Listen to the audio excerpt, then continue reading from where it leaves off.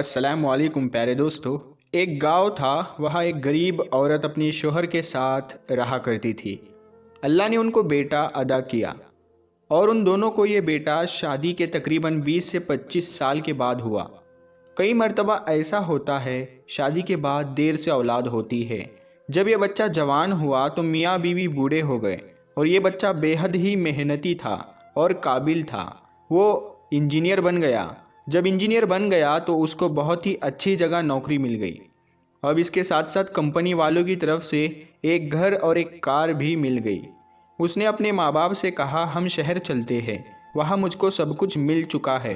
बड़ा सा घर है, गाड़ी है, वहाँ बिजली भी है और तमाम चीज़ें हैं। माँ बाप ने कहा, बेटा आप जाओ, वहाँ पर काम करो और कभी कभार छुट्टी के दिन हमसे मिलने आया करो। वो लड़का शहर चला गया और हर हफ्ते अपने माँ बाप से ख़ास मिलने के लिए आया करता था। इस दौरान लड़के ने इरादा किया, अब मैं शादी कर लेता हूँ। उसने माँ बाप से कहा तो माँ ने कहा कि बेटा ज़िंदगी आपको गुजारनी है, जहाँ आपको रिश्ता भेजना है हमें बता दो, हम आपकी शादी वहाँ पर कर देंगे। तो शहर में एक बहुत ही अच्छा घराना था। उनके घर में एक बहुत ही खूबसूरत लड़की थी जो पढ़ी लिखी हुई थी। लड़के ने उस लड़की के लिए अपने माँ बाप से कहा तो उस लड़के के माँ बाप उस लड़की के घर रिश्ता लेकर चले गए और दोनों की शादी तय हो गई। शादी के बाद तो दुल्हन 2-4 दिन गांव के अंदर रही। फिर उसने लड़के से कहा, यहाँ पर गांव में आप लोग कैसे रह लेते हो?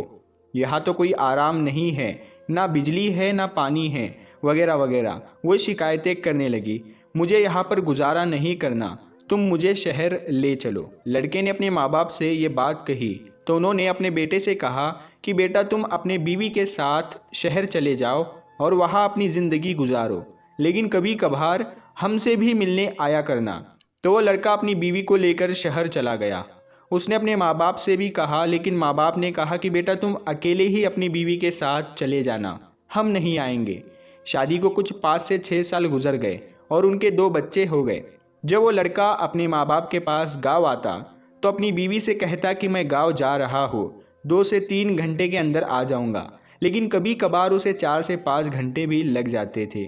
जब वो वापस आता तो उसकी बीवी उससे कहती कि आपने तो सिर्फ 2 से 3 घंटे कहे थे, तो आप 2 घंटे में क्यों नहीं आए? आप तो बस अपने माँ बाप के पास ऐसे बैठ जाते हैं जैसे आपका इस दुनिया में और कोई नहीं है। अब वो लड़का परेशान कि माँ बाप के पास भी जाना ज़रूरी है और बीवी भी एक एक मिनट का हिसाब रखती है। बहरहाल वो नरम तबीयत का लड़का था। उसने अपनी बीवी को समझाने की बहुत कोशिश की, मगर वो लड़की मानने वाली नहीं थी, समझने वाली नहीं थी। एक दिन उस लड़के ने अखबार में देखा कि सऊदी अरब में इलेक्ट्रिकल इंजीनियरिंग की एक पोस्ट खाली है, तो लड़के ने उसके लिए अप्लाई कर दिया। अल्लाह की शान देखे, लड़के की वो नौकरी लग गई। तनख्वाह भी बहुत ज़्यादा थी और वहाँ पर सहूलियत भी बहुत अच्छी थी।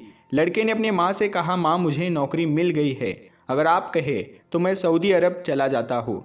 माँ ने कहा कि बेटा हम उस पाक जगह को आज तक नहीं देख सके, तुम्हें अगर अल्लाह ने ये मौका दिया है तो तुम ज़रूर जाओ, वहाँ जाकर नौकरी भी करो, बीवी बच्चों का भी ख्याल रखो और कभी कभी हज उम्रा भी करते रहना ताकि इबादत भी होती रहे, और अगर मौका मिले तो हमें भी याद कर लेना। उसने कहा ठीक है और रोने लगा और उसके बाद वो सऊदी अरब चला गया। वहाँ पर उसे कंपनी की तरफ से घर मिला, कार मिली और तमाम ज़रूरी चीज़ें मिली। चुनांचे ये लड़का सऊदी अरब में 13 साल तक रहता रहा, हर साल हज करता रहा और अपने वालिदैन के लिए, बीवी बच्चों के लिए दुआएं मांगता रहा। मगर एक अजीब बात ये थी, हर साल जब ये हज पूरा कर लेता था तो ये ख्वाब में देखता था कि कोई कहने वाला इससे कह रहा है कि तेरा हज अल्लाह के यहाँ कबूल नहीं हुआ।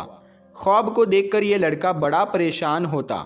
जब इसने 13वां यानी हज किया तो उस रात उसने अपने ख्वाब में देखा कोई कहने वाला कह रहा था, तेरा ये भी हज कबूल नहीं हुआ।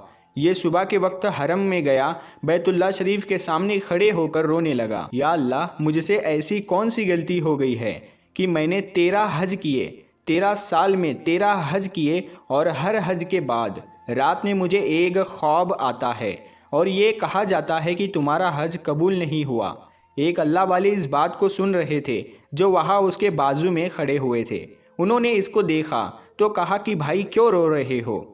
इसने अपनी सारी कहानी उन अल्लाह वाले को बता दी, शुरू से आखिर तक सारी कहानी बता दी। अब अल्लाह वाले तो अल्लाह वाले ही होते हैं, जल्द ही बात की तह तक पहुंच जाते हैं। उन्होंने फ़ौरन पहचान लिया कि ये बच्चा जब से यहाँ आया है इसे 13 साल हो गए हैं, कभी लौटकर अपने माँ बाप के पास खैरियत पूछने नहीं गया।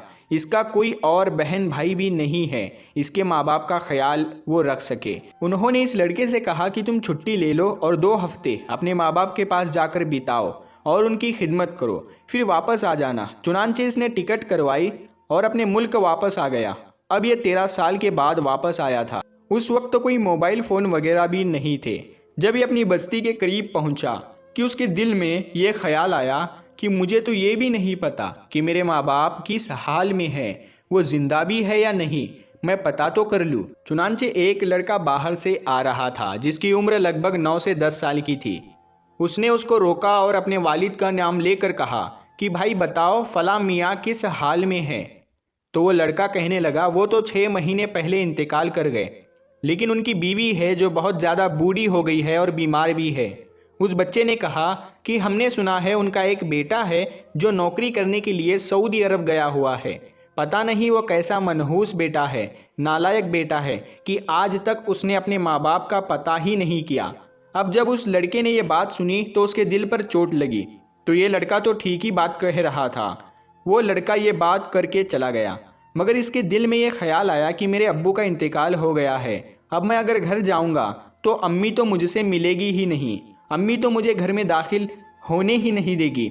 अम्मी बड़े गुस्से में होगी और कहेगी तू अपने बाप की मौत पर भी नहीं आया, अब यहाँ से चला जा, मैं तेरी शक्ल भी नहीं देखना चाहती। और ये लड़का साथ साथ ये भी सोच रहा था कि मैं अपनी अम्मी को अब कैसे मना लूँगा। अपनी अम्मी के सामने हाथ जोड़ लूँगा और उनसे कहूँगा कि अम्मी मुझे माफ़ कर दो, मुझसे बड़ी गलती हो गई है, मैं आइंदा से ऐसा नहीं करूँगा, मैं हर साल चक्कर लगाऊँगा। अब ये सोचते सोचते अपने घर की तरफ जा रहा था।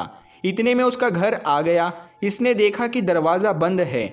जब हाथ लगाया तो वह दरवाज़ा खुल गया। ये धीरे से अंदर दाखिल हुआ। घर में देखा तो चारपाई के ऊपर इसकी कमज़ोर माँ लेटी हुई थी।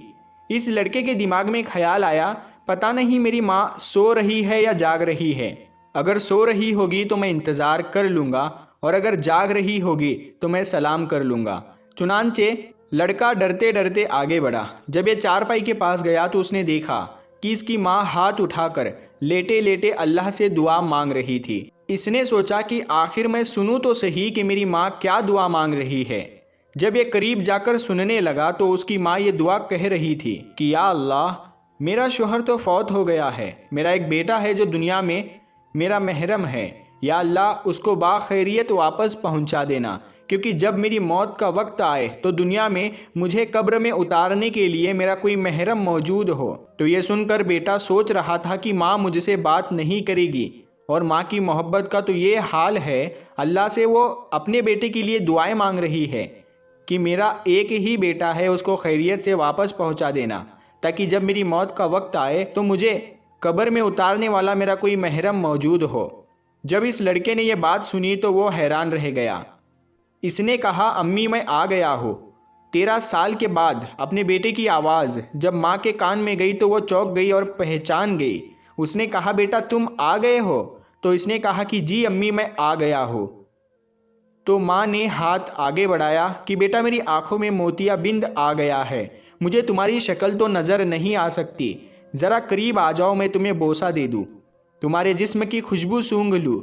माँ की मोहब्बत का ये हाल था कि 13 साल के बाद भी बेटा वापस आया तो उस वक्त भी माँ नाराज़ नहीं होती, बल्कि कहती है कि बेटा मैं तो तेरी शक्ल नहीं देख सकती, ज़रा करीब आ जाओ मैं तुम्हें बोसा दे दूँ। खैर वो बेटा चंद दिन तक अपनी माँ के पास रहता रहा। अल्लाह की शान देखिए, फिर उस वक्त उसके माँ की वफ़ात हो गई। उसने कफन दफन का इंतज़ाम किया, माँ को दफनाया और जब वापस आया और अगले साल हज अदा किया तो हज के बाद उस लड़के ने ख्वाब में देखा, लेकिन इस बार कहने वाला इससे कह रहा था ऐ नौजवान, अल्लाह ने तेरे इस हज को भी कबूल कर लिया और तेरे पिछले 13 साल के हज को भी अल्लाह ताला ने कबूल कर लिया। खुश नसीब है वो बच्चे और बच्चियाँ जो अपने माँ बाप की खिदमत का मौका पा लेते हैं। हम अल्लाह पाक से दुआ करते हैं, अल्लाह पाक हमारे वालिदैन को, हमारे माँ बाप को सलामत रखे। अल्लाह पाक सबके वालिदैन को सलामत रखे और हर औलाद को नेक और फरमाबरदार बनाए। आमीन अल्लाहुम्मा आमीन। आज की इस वीडियो में इतना ही। हम मिलते हैं फिर एक नई वीडियो के साथ। तब तक के लिए अस्सलामु अलैकुम। अल्लाह हाफिज़।